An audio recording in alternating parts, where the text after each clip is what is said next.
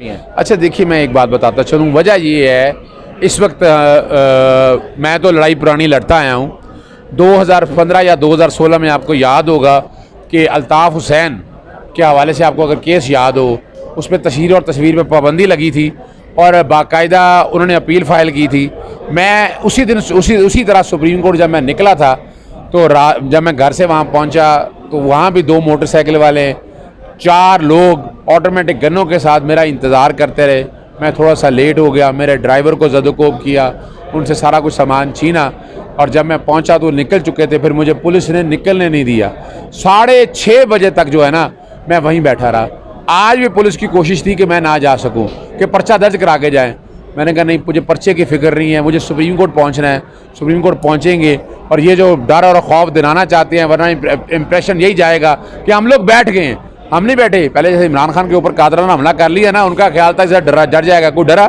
اب وکلا کے اوپر بھی اس وقت ڈائریکٹ اٹیک جو ہے نا، اور آپ سب نے دیکھ لیا کہ 4 دہشت گرد تھے، باقاعدہ موٹر سائیکلوں پہ آئے، پیٹرول بم انہوں نے باقاعدہ پلاننگ کے ساتھ، ایک نے پیچھے ایک نے آگے پھینکا.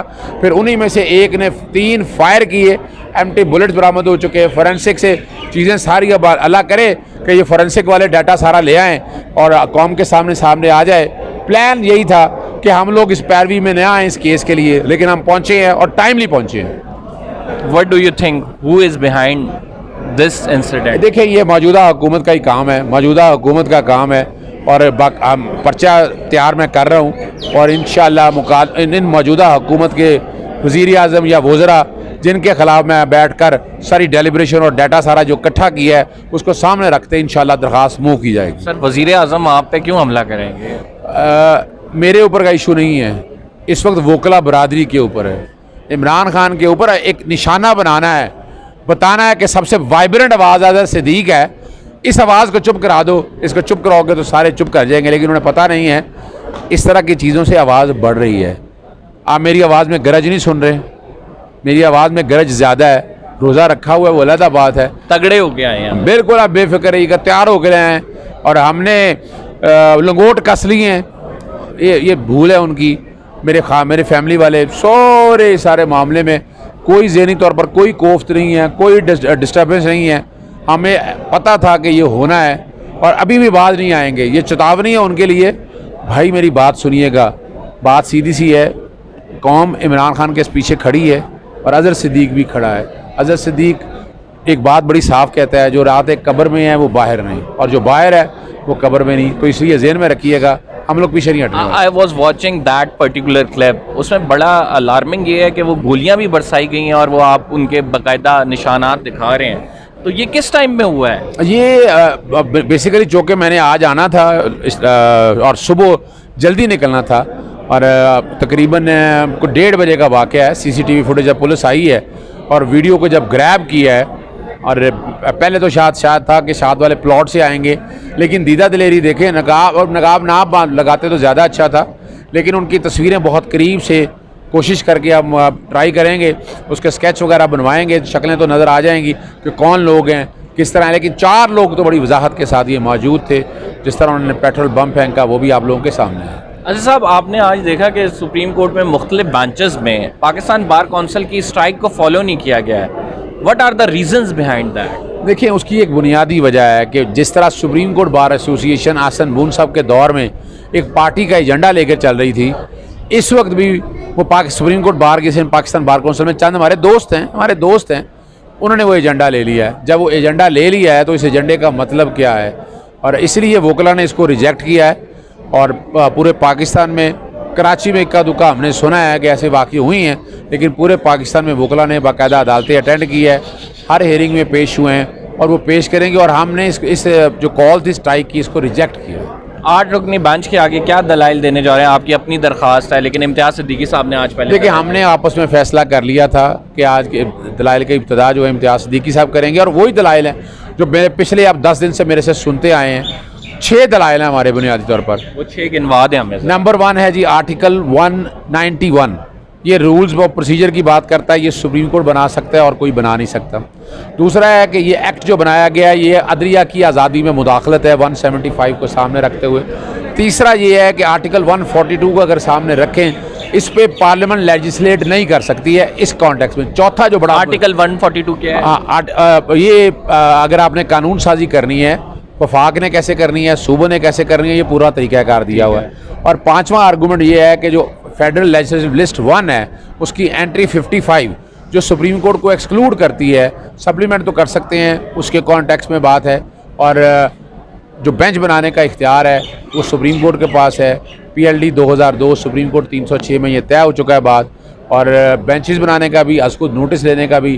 تو یہ سارے معاملے میں یہ ایکچولی عدلیہ کو کیپچر کرنے کی بات ہے, ٹیک اوور کرنے کی بات ہے کہ اپنی مرضی سے یہ سارے معاملے کو لے جایا جا سکے. سر یہی اگر چیف جسٹس فائز عیسیٰ ہوں تب بھی آپ اس حق میں ہیں کہ ان کے اختیارات بھی ان بینچ بنانے کے ان کے پاس ہونے چاہیے. دیکھیں میں یہاں کسی شخصیت کی بات نہیں کروں گا, میں اصول کی بات کروں گا. اصول کی بات میں آپ کو اس وجہ سے کاؤنٹر کہہ رہا ہوں اس پہ, کیونکہ یہ وکلا کا ہی نیریٹو تھا کہ چیف جسٹس کے اختیارات کو ریگولیٹ ہونا چاہیے. ایک کمیٹی کی رپورٹ آلریڈی چیف جسٹس کے پاس پڑی ہے. میں اس سے اتفاق اس لیے نہیں کرتا کہ وہ سب سیاسی باتیں ہیں.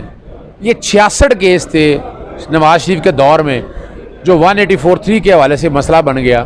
ورنہ یہ بتائیے گا 184 جورسڈکشن استعمال کتنی ہوتی ہے؟ بڑی ریئل ہے, بڑی کم ہے.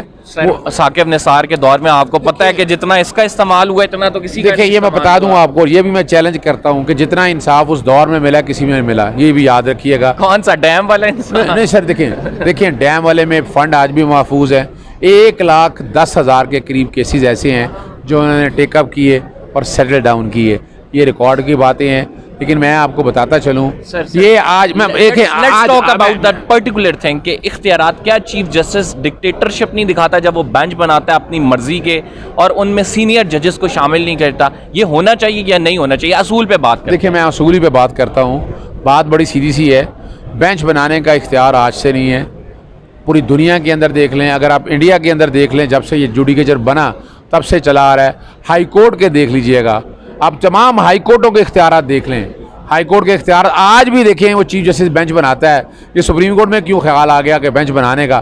وہاں بھی تو چیف جسٹس بناتا ہے, اختیار اسی کے پاس ہے, بینچ وہی بناتا ہے. سر میں آپ کی بات بالکل سمجھ رہا ہوں کہ یہ چارج ایٹماسفیئر میں میلافائڈ ہے کہ یہ قانون سازی کی جا رہی ہے. لیکن اگر یہ ایٹماسفیئر نہ ہو اور پارلیمنٹ کوئی آئین اور قانون اس طرح کا بنائے, آئین میں ترمیم کرے یا قانون بنائے کہ چیف جسٹس کی پاورز کو 3 سینئر موسٹ ججز ریگولیٹ کریں, اس میں کیا قباحت ہے؟ میں اس سے اتفاق نہیں کرتا. دیکھیں پھر وہی بات ہے. آپ نے دیکھیں آپ وزیر اعظم میں یوں کر لیتے ہیں, چلیں چھوڑیں آپ یہ بات, وزیر اعظم کھڑا کر لیتے ہیں, 3 سینئر وزیر کھڑے کر لیتے ہیں کہ جناب وزیر اعظم کے اختیار اسی طرح استعمال ہو گئے, 3 وزیر بھی ساتھ ہوں گے. پارلیمنٹ قبول کرنے کے لیے تیار ہے؟ یہ کبھی نہیں ہوتا. ہمیشہ یاد رکھیے سپہ سالار ایک ہی ہوتا ہے, ہیڈ ایک ہی ہوتا ہے, وہ کسی جگہ بھی جائے. پرنسپل اسکول کا ایک ہی ہوتا ہے. یہ کہا جائے کہ جناب 3 ڈپٹی ہیڈ ماسٹر بھی مل کے ساتھ کریں گے تو یہ اسکول نہیں چل سکتا. تو دیکھیں وہ پارلیمنٹ اتھارٹیٹیو ادارہ ہے, اور ایک منٹ اتھارٹیٹیو ادارہ ہے وہ, اور یہاں پہ جو ہے نا جوڈیشل ایک ادارہ ہے جہاں پہ انصاف کرنا ہے. میں پھر بتاتا چلوں انصاف کرنا ہے ججوں نے روسٹر پہ بیٹھ کے. یہ انتظامی اختیارات ہیں, بینچ کیسے بننا ہے, کس طرح بننا ہے. اسی طرح اگر انتظامی اختیارات سے انصاف متاثر ہو رہا ہو تو کیا؟ دیکھیں میں پھر بتاتا چلوں, ان کی آرگیومنٹ یہ ہے کہ آپ لوگ جو بینچ بناتے ہیں وہ ایک ججمنٹ دیتے ہیں. میں اسی لیے پوچھ رہا ہوں, آج بیٹھ جاتے ہیں انہیں کے ساتھ, انہیں کہ آ جائیں ایک ڈیبیٹ کر لیں, بتا دیں کتنے کیسز ایسے ہیں.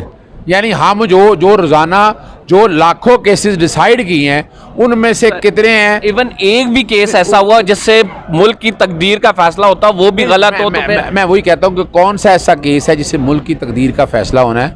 اس وقت مسئلہ ہے کہ وہ نااہل ہوئے, ڈسکوالیفائی ہوئے, پارٹی صدارت سے گئے. یہ والے جو کیس ہے, you know that current crisis اگر اسی طرح کیوس چلتا رہا یہ کس طرف لیڈ کرے گا آپ کو پتہ ہے؟ دیکھیں یہ جو کیوس اور یہ سارا بنایا ہوا ہے, یہ سارا بنایا ہوا آپ کی پارلیمان کا ہے. پارلیمان میں اپنی ذاتی سوچیں ہیں, NRO لے لو, نیب ختم کر دو, ECL میں سے نام نکال دو, لوٹ مار وہ لگائی ہوئی ان لوگوں نے. بجٹ آپ دیکھیں 100 ارب کے قریب آپ نے روٹی مفت بانٹنے میں جھونک دیا, لوگوں کو لائنوں میں لگا دیا. اب کیا ایسی بات رہ گئی ہے کہ جس کو آگے لے کے جایا جائے؟